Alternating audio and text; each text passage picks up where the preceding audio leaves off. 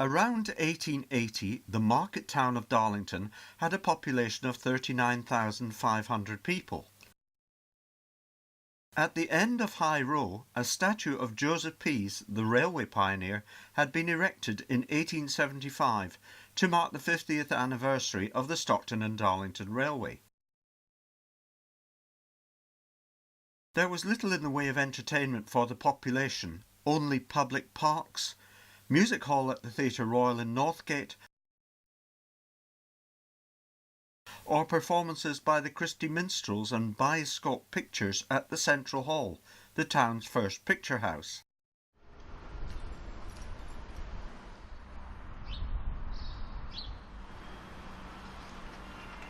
By way of learning, there was a subscription library and also the library at the Mechanics' Institute in Skinnergate. Edward Pease, a deeply religious person and advocate of total abstinence, was a son of Joseph Pease and ran the family spinning business Pease's Mill. He died in Lucerne in 1880 and is buried in the Quaker Cemetery in Darlington alongside other members of the Pease family.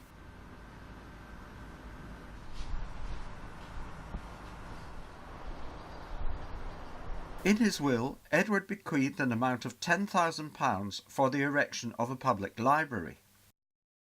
There was much opposition to the project, with ratepayers being urged to resist the plan, but eventually the library was opened on 23rd October 1885 by Edward's daughter, Lady Lymington.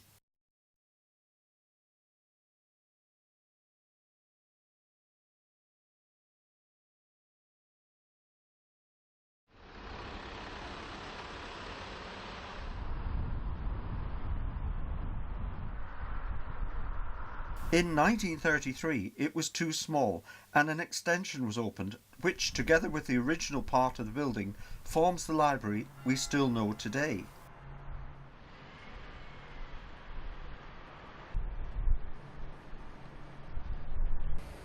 A marble bust of Edward Pease stands in the original entrance to the building. Two of the longest serving members of staff tell me how they first came to work at the library.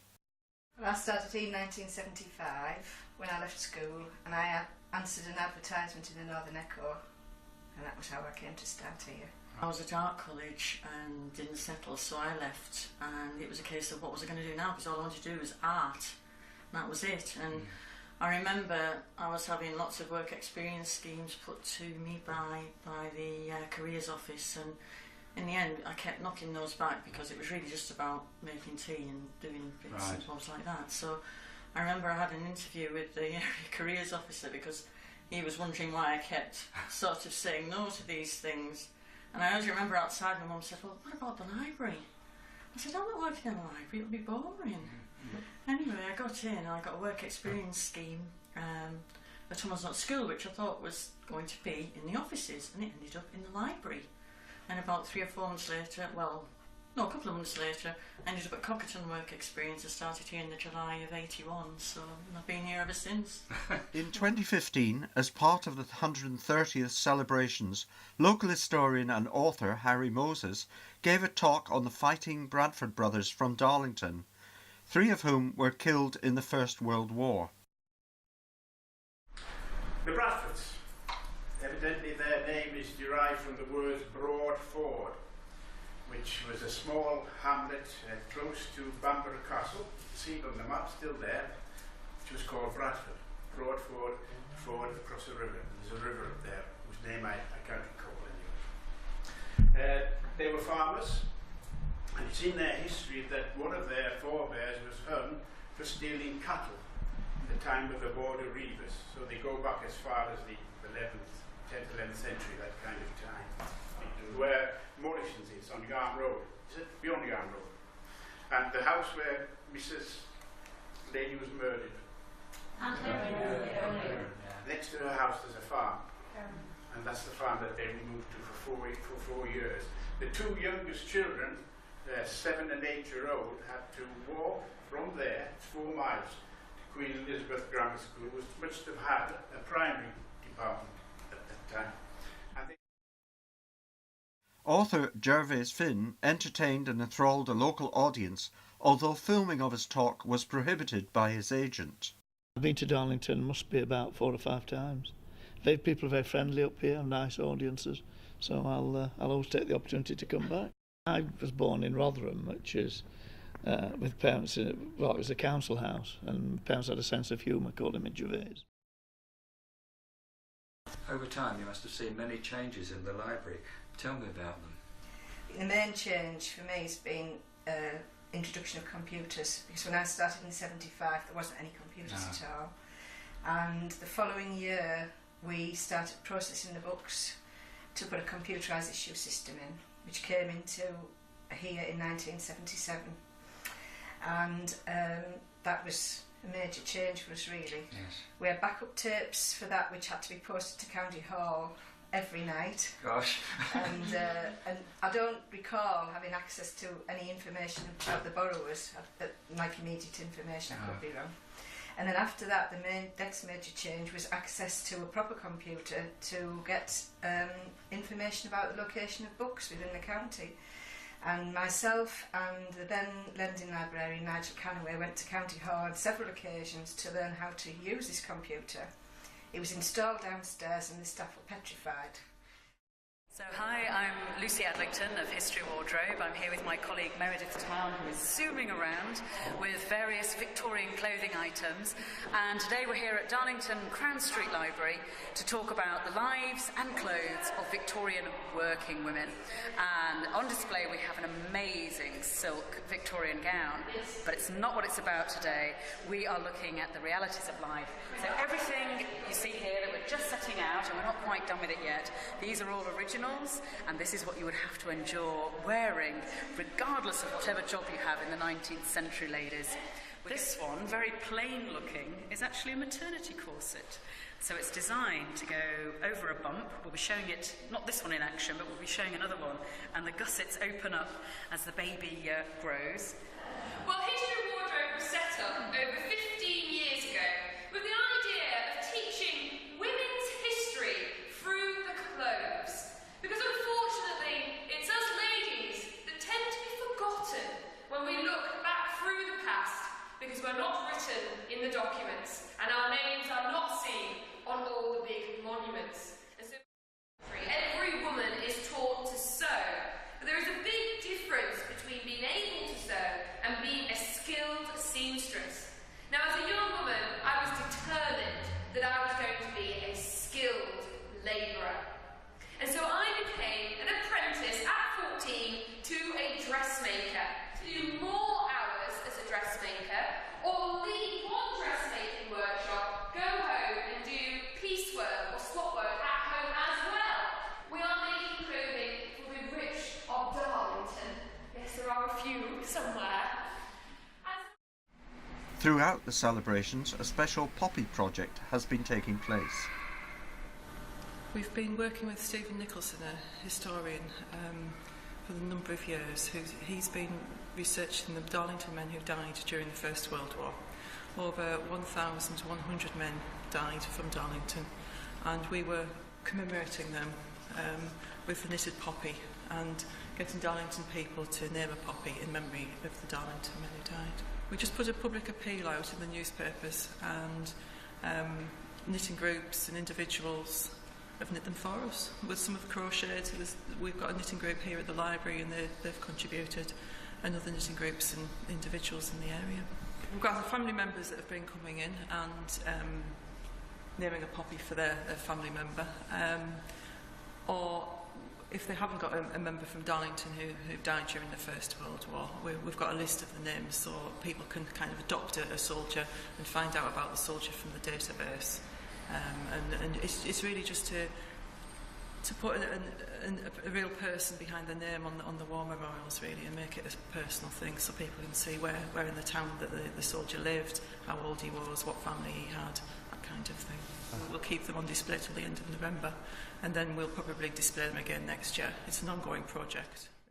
Other things have changed as well. I mean, when I started, it was quite austere in a way, really. We were still known as, we were referred to with our surname rather than our first names. So to be honest, in that way, it's a lot better, isn't it, than it used to be. It was quite strict as well. And I mean, over the years, hours have changed. At one point, people used to do about four Saturdays, didn't they, on the trot, whereas then it was every other for us. But I think the main change now is that the library offers a lot more than people actually think we do. And we're now doing we've got exercise classes on a Wednesday afternoon, we're doing events, we've got rhyme times, computers. The computers came in 2003. What, you know, the public computer. Which was like a government initiative at that time to allow access for all.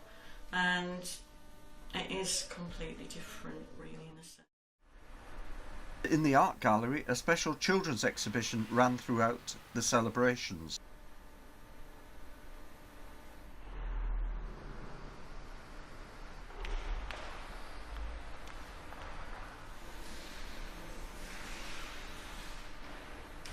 Illustrator Stuart Trotter came along to talk about some of his work. Well, my name is Stuart Trotter. I'm a children's book illustrator and author, and also a publisher. Gromit, Kipper, Winnie the Pooh, Postman Pat, and currently I'm working on Rupert Bear, as you can see, this little character here. So at the exhibition I've put some examples of my work. This shows the process of developing the story for Rupert Bear. This is called a storyboard. This is how I plan my stories. I work visually rather than writing the text down. That comes later. So this is a story called Rupert and the Ice Cream Van, and I thought it was a nice piece of work to put in the exhibition. Following on from the storyboard I did, this is the Rupert cover for the 75th annual. Yes, Rupert Bear's he's quite an old character, one of the oldest characters. Older than Winnie the Pooh, and in the old traditional Rupert annuals, Christmas was a very strong element because it was very much a Christmas book. So on the 75th annual, I've illustrated Rupert in a department store with all the various characters and whatnot in the background there, so very Christmassy. And then this piece here shows the 6 years of annuals that I've illustrated. And it shows also how my work has developed over those years to this one here, which is the 2016 annual. You must have had some funny moments working here. What can you remember? Tell me about them. Well, I'll never forget the day that I was stood in the Lending Library. Oh gosh, it must be about 18 years ago now, maybe something like 1920 even. And we had the revolving door then, which of course is no more. We've got, it was wonderful. And it was a lot, you know, we didn't get cold like we do now, it was great. And all of a sudden, the revolving door sort of span round and I saw a big pair of bloomers hanging off one handle and then this big corset was going round on the other. And I've never seen anything like it in my life. It just kept going round, it was just so funny. It was just so very funny. We quite often get actors and people who are working at the Civic Theatre coming here. They come in to use the e-library or whatever, and this particular time it was the gentleman of the Crankies, and he was in the e-library looking at the computer, and I don't know he stood up or what he did, but he ended up completely off his chair on the floor in a heap. He wasn't hurt, but me and my colleague said, you could imagine the headline, "The Library Kills the Cranky."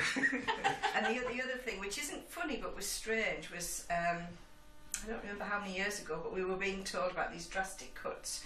We were all in the junior library, and all of a sudden, some of the books started falling off the shelves, and that was very creepy. It wasn't funny. Also in the art gallery, Anna Woodford held an open poetry workshop. So what we're doing is just discussing poetry together. That's the idea behind this from contemporary poetry. Most of the stuff on this leaflet has been published in the certainly last 10, 20, 30 years, so fairly recent stuff. Some names will probably be known to you and some might not, but it's a very friendly, informal group. It's about sharing the poetry together.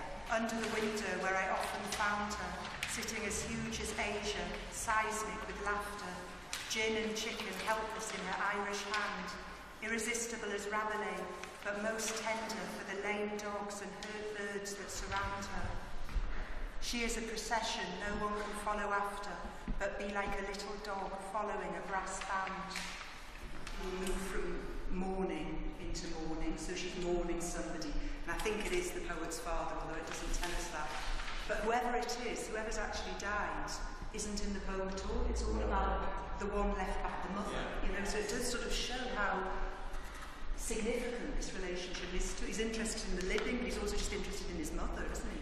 Friday 23rd of October saw the Mayor and Mayoress of Darlington, Councillor and Mrs Thomas Nutt, being welcomed by a brass band, as was the scene 130 years previous.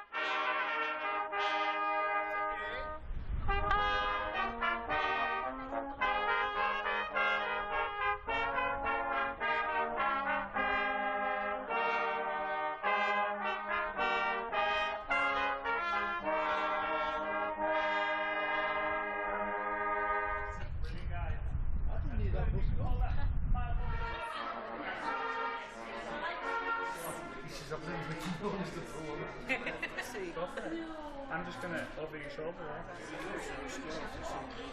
Thank you.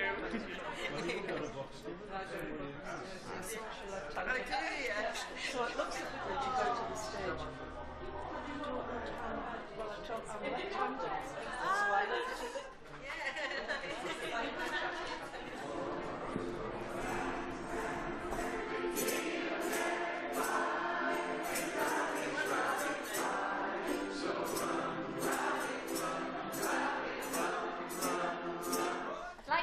Welcome the worshipful the Mayor, Councillor Tom Nutt and Jill, who would do the honours to cut the cake.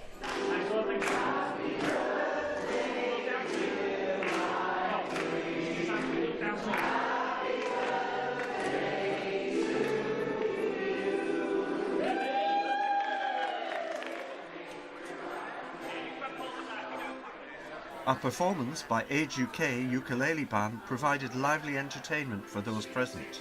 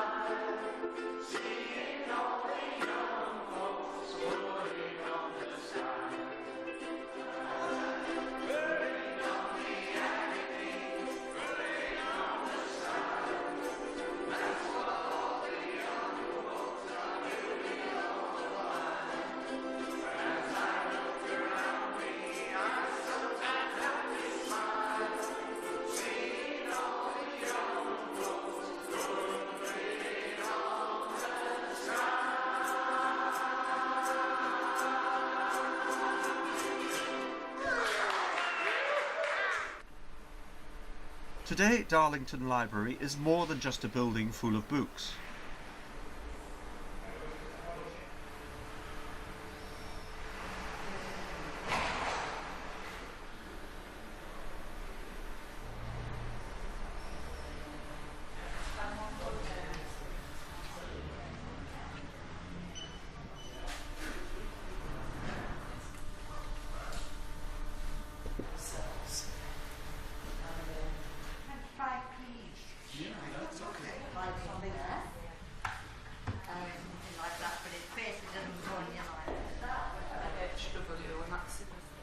Children are welcome into their own designated room.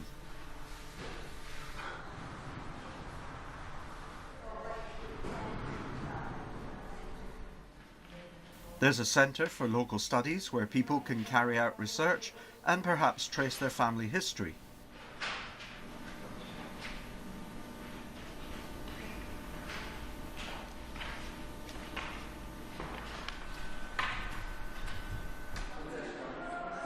The computer room provides free connection to the internet, allowing people to check for and send their emails, and free Wi-Fi is available throughout the building. A large choice of music CDs is also available to borrowers, and e-books can now be downloaded. The reading room still exists, offering a wide choice of newspapers and magazines. The building is also used for talks, functions, special exhibitions, and continues to serve the population of Darlington. And it is hoped that Edward Pease would be justifiably proud of the legacy he gave to this town. Susan has the last word. I would say every day I come here is different, and sometimes, you know, I can be in the Lending Library, but not often these days, so I don't have a typical day.